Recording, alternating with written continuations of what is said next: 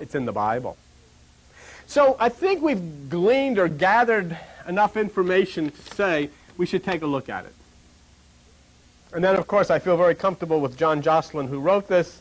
I don't take credit for it. John Jocelyn was a very able Sunday school teacher, Christian, so forth and so on, but who knew the reality of the sign and the zodiac in the lives of people. Sagittarius. Sagittarius is the sign that beckons those to higher places, higher realms. Sagittarius, life opens as a journey towards a definite goal. It's the 9th sign. It's fiery enthusiasm, is Sagittarius. Half horse, half man, aiming his arrow to the sky. And you've seen that, and that's very appropriate because this is the basis, raising oneself above the animal nature by directing your bead on something that is higher. Beautiful. Sagittarian is a sign of very buoyant aspiration, optimism. They have soul bounce. They're completely confident. In the Bible, the Sagittarian is described in Romans 8:28. I won't send you looking there now. And it says, all things work together for good to them that love God. A perfect example of the situation that I just went through. I have never believed that stuff. You know, all things do not work together. And I think there are some situations where you can't say that. The doctor comes out and says it's malignant. I really have difficulty with that.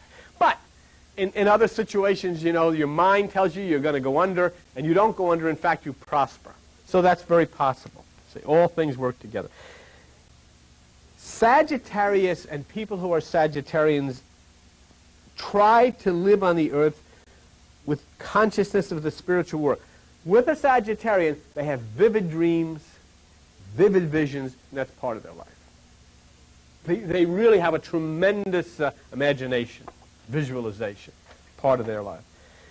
They're very receptive to the cosmic Christ. And for a Sagittarian person to come in here and open themselves to the meditation is very easy because they're very receptive to this type of thing. They really love this type of thing.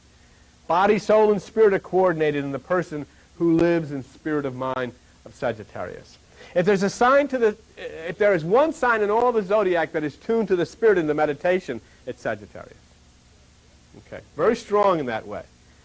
In the lower phase now, there's a negative to all of these things. In the lower phase, the reverse mental force, and these people are characterized by their physical speed. You know what Sagittarians are noted for? They're great racers. Race car drivers, racers, they love to fly. They love to go fast. And they're very good. Racing is their forte. They move quickly. They like to walk fast. And wherever they go, everything is, you know, moving. Sagittarius rules the thighs and the pelvic area. And the sciatic nerve. So people could have a tendency to be very powerful there, or they could have a tendency to have a lot of trouble there. Pain in the back, lower back, sciatic nerve, things like that can be a problem for people who are Sagittarians. Extremely sensitive spiritually. But when the personal side is stressed, then the movement to keep going and going and going can cause a problem and a breakdown in their physical body, because the spiritual urge is diverted to physical use. And so where they would like to drive and go and go and go and go fast spiritually, the reverse is happening, and they're driving and they're going fast physically, and they can suffer a breakdown. They love the outdoors. They love outdoor sports. Sagittarians really enjoy outdoor things. Jupiter rules Sagittarius. Jupiter. And from this comes a feeling for fair play. Sagittarians tend to be people who look for fairness in everything. They want to be fair to everybody. They want everybody to have a fair chance. They're very determined in whatever they do. See, when others have dropped and fallen by the wayside, Sagittarian plugs right on. Sagittarius continues. It doesn't give up. It doesn't stop. It continues its drive. They're great adventurers, you know. It's very hard for a Sagittarian not to feel at home. Wherever you drop them, they feel at home. You know, it's something new to explore, something different. And that's transforming. Sagittarius, with that aiming upward of the bow, and you see the picture, it's a transforming from the lower to the higher. And that's what the Apostle Paul says in Romans 12, chapter 2. Be transformed by the renewing of your mind. The difficulty of Sagittarius is the same thing that arises in the other signs, but it is much more profound. And that's something I want you to put that word, very, very profound. The difficulty that is consistent in the other signs is extremely profound with Sagittarius. And what is that? If they have spiritual direction without a Christ goal, they wind up with a lot of problems, a lot of emotional problems, and Sagittarians have a tendency to wind up with a lot of psychic problems in the mind. And you see a lot of this in people that are Sagittarians. They like to philosophize. They're very good in philosophy. And this combined with the higher spiritual goals produces a person of deep wisdom and sensitivity. And it can be very deep wisdom and very sensitive to God. Now here's something about Sagittarius. And folks, we have so many. You have to, those of you who are home and know people in Sagittarius, you have to reach a decision if that's true or not. Sagittarius, like Gemini, is strong in speaking but weak in listening. They're weak in listening, and this is a problem. Let me show you what the problem is. Sagittarians have a difficult time. They love to enter into spiritual things, but when you get them in meditation where it's all quiet, they have a tough time sitting still because they have a tough time with silence. Tough time with silence. So it's difficult for them. An interesting fact about Sagittarius is this, and you might try it sometimes with friends of yours who are Sagittarians. They have a hard time listening to other people because something strange happens within the mind of a Sagittarian. It seems that they know what the person is going to say before the person finishes speaking.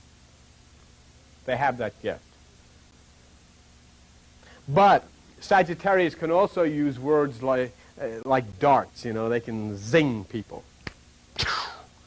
And it tends at an occasion to prompt ill will from the other person, because they can cut pretty deep and they can really sting people with their words. They're outspoken. They don't have any desire to hurt other people. They can see right through error of other people. They're very observant and very tuned into these things. But, you know, harsh words can have a very devastating effect. But yet when it's turned on a Sagittarian, you know what happens? They sulk, because the thing that you or I would say, it's no big deal, becomes a hurt to them. They've been offended. And they don't want to go anymore. They don't want to be around anymore because whatever has been said has deeply hurt them. You could take a Sagittarian and punch him in the nose and it wouldn't be near as bad as that word that has hurt them. And so they feel very, very bad. And if you get a Sagittarian and if they don't agree with what you say, there's a tendency that they'll explode in a rage. Sagittarians are moved by the intuition of the light of truth. They have a constant movement that feeds above that which is the mind, above that which is the brain. And they're very idealistic people. They have strong ideals, strong goals. They get that arrow and they're shooting for something much higher. But they are overly sensitive to remarks that other people will not take too deeply. They'll take very deeply. They get hurt. They get hostile over things that other people will just, you've said so. Hey, it's no big deal. Let it go. They get very hurt. That's a lot of folks, you can find that in yourself. You may be a completely different sign, but you might have this Sagittarian influence in your own life. You may be different. You know what this is very much like? Remember Buddha would talk about the 10,000 things? You have this as your main characteristic, but you have some of this and some of that and some of the other things, and you mix them all up and you got a personality. And it's no different than baking a cake. You put a little of this, you put a little of that, and you either have a chocolate layer cake or a strawberry shortcake, but you got to put different stuff in the same way. You may be a chocolate layer cake, somebody else is a strawberry shortcake, somebody else is a pound cake, because what's gone in is completely different. Do you know what I'm saying to you? That's exactly what it is. It's all different ingredients. And it's all different influences that come from these constellations. And, this is what Buddha was trying to get about the 10,000 things. You not only have the influences that are in your head from the planets and the stars, you got the influences that are in your head from your parents and from the church and from the government. And, it's a very complex thing. Right? Very complex thing. So they're very sensitive people. I'll tell you something else about them. Geminis and Sagittarians tend to be incessant talkers. And they can take part in endless chatter. They just don't stop. Sometimes, I've met, some great people. I had somebody call me the other day, and I had to say, look, I'm on my way out. Why don't you leave the message on the answering machine? Because it just doesn't stop. Very wonderful, very beautiful, but it goes on. So I have to ask this person sometime, what is your sign? And probably he would say, or she would say, Sagittarius. They have to learn to control the outpouring speech to better accumulate the innate wisdom. And that's something that I guess a lot of us have to do. We tend to want to be able to make our point, but they do it very strongly. Sagittarius produces an inner speed that can cause them to burn out. We talked about that a few moments ago. That's one of the problems. So many who should follow the sign for spiritual aspiration find its lower power in selfish ambition. They drive and drive and drive, but it's not for the Christ part. It's for the I part, the me part. But they want to open new vistas. They want to explore new things. It's a new age, and it's a new way for these people under Sagittarius. Beautiful but strange instinct lies in Sagittarius. In people who are born under this sign, there is a strange thing which many of the others don't have, and that is an innate realization of their son-daughter relationship with God. There's a constant craving to be one with God, to try to find out, what is this? I am part of something. I'm being deprived of my relationship with this God family because nobody has to. I want to find out more. I want to get closer. I want to get a part. And that's a very strong part of the Sagittarius way. They want to find out. They want to know who they are, what part they play in this. Sagittarius rules religion. And for the most part, you'll find Sagittarians pillars of the church. The deacons and the duchesses or the duchesses or whatever they are, all of these people in the church are Sagittarians. Sagittarian ministers, they make great ministers and so forth and so on because they're into religion. They're into it. They're not worriers for the most part. They're not concerned with other people's affairs, but with Sagittarius. In the lower aspect, it can be just the opposite, and instead of being concerned about other parts of other people, they can get caught up in a lot of gossip.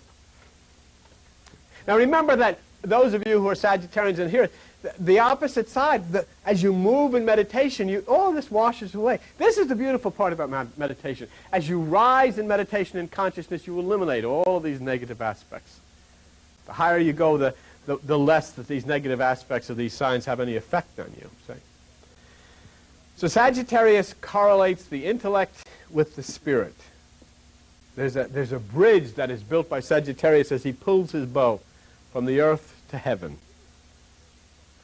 Many of the ancients that would speak of these things would say that the great prophets were of Sagittarians, the people who have evolved deeply in the realms of the spirit. Spirit, mind, consciousness that connects truth with the mind to God. And for those who are Sagittarius, as they walk through these doors, there's an opportunity for them that they will be untiring and nothing will stand in their way of the ascent up to enlightenment. They have that opportunity. That's what that bow pulled back means. There is an opportunity for them to pull that bow and rise with it up into the stars and up into the higher realms of consciousness. Sagittarius has a great opportunity for that. If they will only hear and understand what is theirs, because they've got to turn away from the lower forms and follow the flight of that arrow to the higher realms of consciousness. So in Sagittarius is aspiration, inspiration, the doorway to God. But they have to know so as to channel that energy upward, to let the arrow go. Not to aim it down, but to aim it upward. And then they evolve into enlightened people who are extremely strong in the aspects of divine meditation and Christ consciousness. Well, we've not only gone through the aspects of the Bible in which we've talked about the authority, but we've spent a little time and just gone on the periphery of the sign Sagittarius.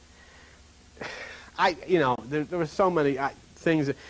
Somebody said, "I'll do your sign for me," and I got a book back. It looked like the dictionary, and there are just little things that are part of all of our lives. Some are stronger in some signs and stronger in the other. You have to decide.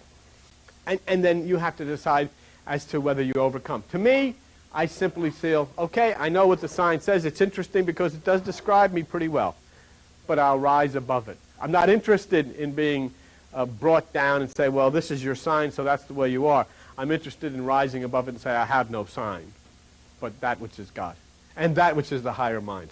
Because the sign is that which affects the person on the earth, and we must rise to be the person of heaven. Okay? Thank you very much for spending this time.